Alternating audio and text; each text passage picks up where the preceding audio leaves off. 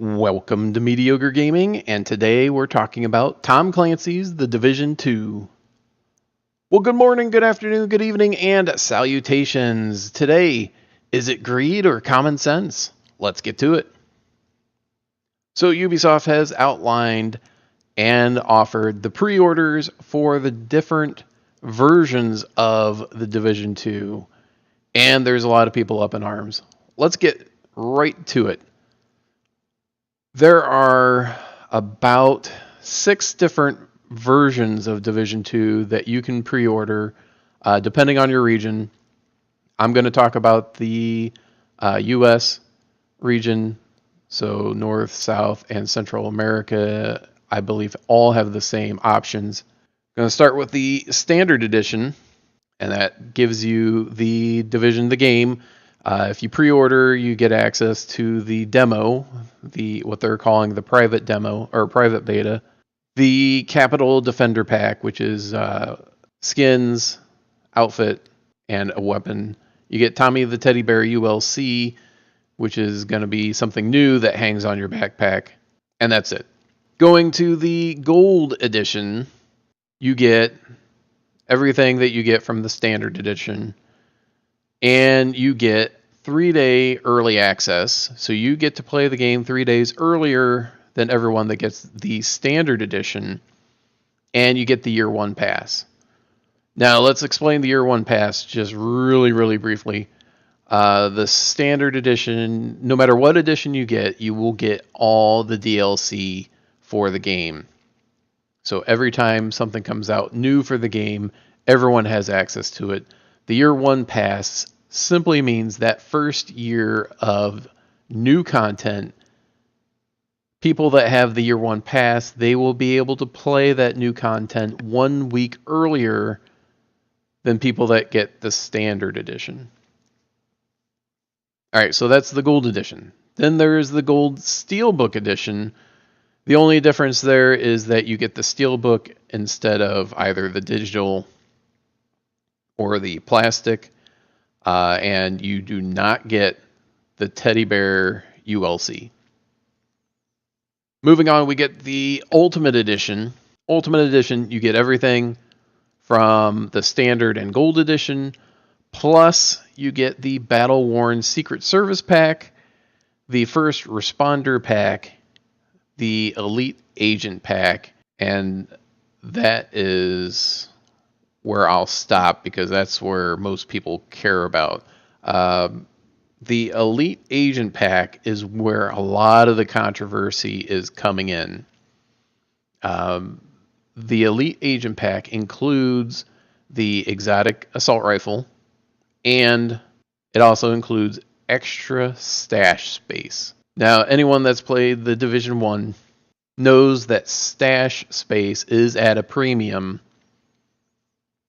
and they have increased the amount of space over time, but it never seems to be enough, partially because of just the sheer number of guns and armor that is available, and all the mods, the gear mods and the weapon mods, and the differences in the different mods, and you're always wanting to min-max certain things, and you're looking for a certain roll on a certain piece of armor or weapon or mod, and so you end up having just a huge amount of stuff.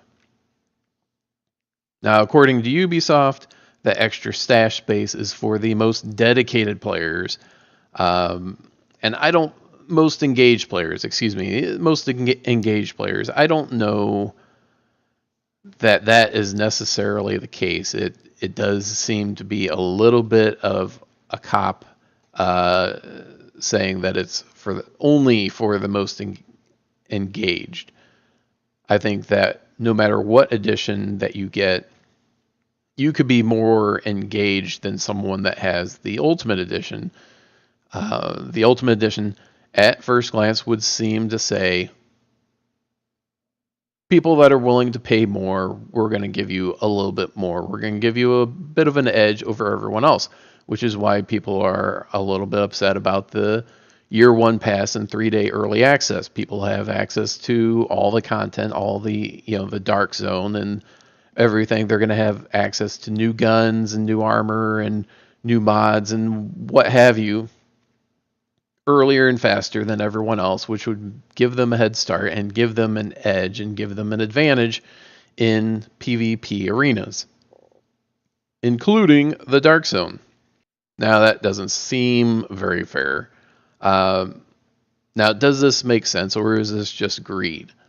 Division 1, as a comparison, they had no early access, but the DLC was pay to play. So you had to buy the DLC in order to play it. Division 2, the DLC is going to be free, but you have this early access, and you have this extra stash space. The other people that were clapping and saying, yeah, all the DLC is free, they were basically saying, I'm okay with having this early access and this extra incentive, this extra stash space, in order to have free DLC. So Ubisoft is going to cater to people that are willing to pay more money to get the game, give them a little bit more in terms of digital content. So you're not really getting anything real compared to anyone else, but you are getting a little bit of an edge. You're getting a little bit more in the game. Now there's also the Dark Zone Definitive Edition and the Phoenix Shield Edition, which gives you everything in the Ultimate Edition, including a steelbook, and it gives you a figurine, which is around 11 inches or 1/6 scale. So going from Standard Edition all the way up to Phoenix Edition, you're talking about $60 for Standard. Gold is $100. Ultimate Edition is $120. Dark Zone is $180. And then the Phoenix Shield is even more than that because the figure is actually, it has different parts that you can add and subtract to it to make it look unique. So if you don't think this is a great idea, then you shouldn't have been happy about the DLC being free. It's a trade-off, basically. You either have the free DLC or you have the early access. There has to be something to differentiate between different editions. You knew there were going to be different editions, but if all the DLC was free, the Gold Edition wasn't going to have the DLC. DLC was not free in Division 1. It is free in Division 2. And Division 1 had Standard and Gold Editions, where the Gold Edition had the Season Pass, which included all the DLC. Standard Edition did not. And you say that's not fair, and I have to agree. The Gold Edition and above give people a bit of an edge. People that are able to play 3 days early when the game releases, and then 7 days early when all the new DLC comes out. That is going to be a definite advantage when it comes to any PvP arena, including the Dark Zone. And Ubisoft cannot say otherwise. You cannot just say, oh, well, if you buy the Standard Edition, you're not as engaged of a player as Gold Edition or Ultimate Edition, and Ultimate Edition is the most engaged players in the game. No, it's people that are willing to pay more for the game are going to buy the more expensive edition. It's basically buying 2 Standard Editions to get the Ultimate Edition. Are you getting 2 games worth of content? No, you're not. What you're getting is early access, and you're getting more stash space. And in a game in which you have random rolls, now they did change weapon mods. Weapon mods will be fixed to a position. So once you unlock a mod, doing the little side missions and whatnot, then it will always be available, and the rolls will always be the same. It's not random, and it doesn't take up any inventory space. So is that a positive? Is that a negative? It's really hard to say at this point. But that frees up some stash space for other things. Now, they've not talked about armor mods yet. Will there be armor mods? Won't there be armor mods? I believe that there will be armor mods, but in what form? Is it going to be fixed like the weapon mods, or will it be random like in Division 1? We don't know. Now, we do know that there are different armor types, armor brands, and the armor brands give different bonuses, and weapons, as far as we know, still have random rolls on them.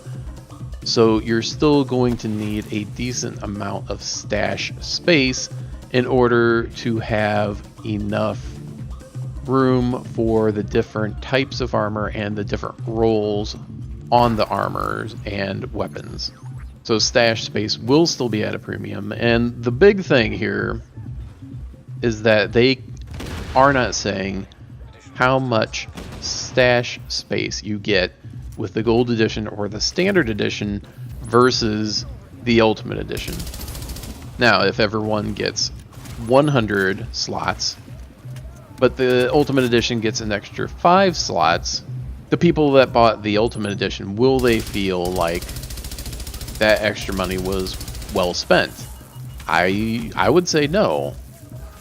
An additional $20 for 5 slots does not seem like a good deal to me.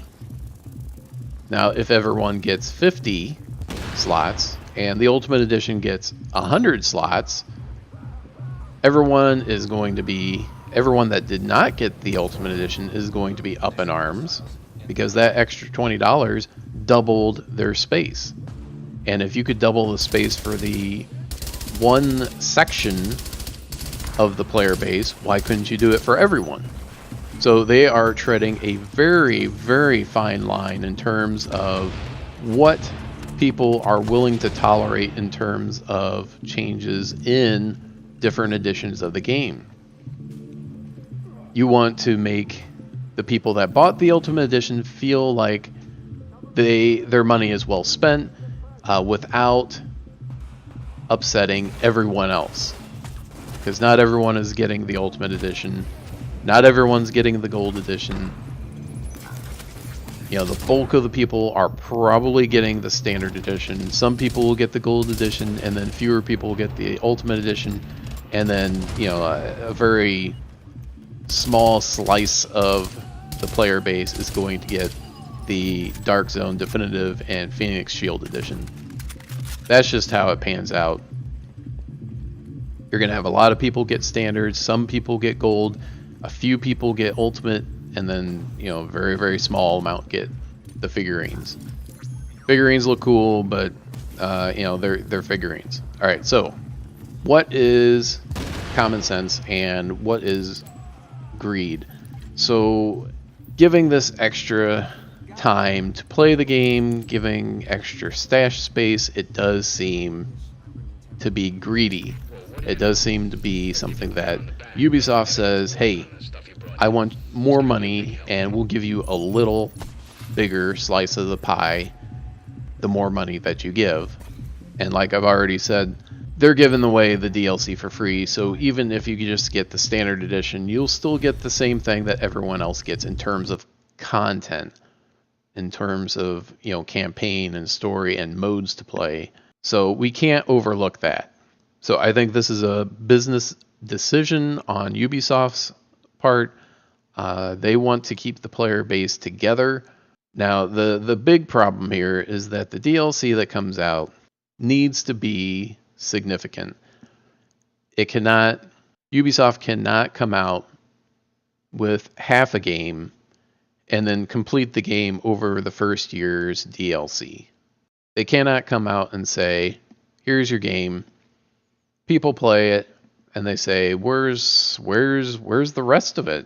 It doesn't seem to be like it's a full game. And unfortunately, it has happened before. And then the DLC is disappointing. And then everyone's not really all that stoked about Division 2 anymore. They want to go back to Division 1, even though it is on an aging engine, even though it's flawed, even though there's problems with it, they would prefer that to the second one. So Ubisoft has to provide a full, complete experience before the DLC, and the DLC needs to expound upon that experience, adding additional modes, adding more content, adding more real estate, whatever, something to not make it feel complete, but to expound upon what is already there. So they are really on thin ice in terms of everything. They are treading a fine line between keeping players happy and together and not. So Division 1, you had players that got the DLC, some players did not get the DLC, some got the season pass, some only got certain DLC. So that split up the player base. So if you had 1 million players total that got the standard edition Division 1, only a percentage of that got, survival or the underground or last stand, etc. So all of that content is being unused by the rest of the population. So you have the player base in Division 2, and they will all get all the content. The content needs to be complete from day one, and the DLC needs to kind of add on to it and make it more of what it already is and not kind of tacked on. As an example, you have Far Cry 5, which is another Ubisoft title.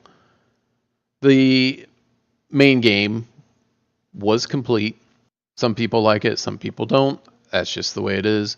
The DLC sounded, when they announced it, sounded really cool, sounded like it would be really interesting, and then it came out, 2 out of the 3 so far, and they just felt kind of tacked on, and you just had the feeling that you were slogging through the content, that it wasn't really adding to the experience. It was more than anything subtracting. It made you less likely to go back to the main game after playing the DLC.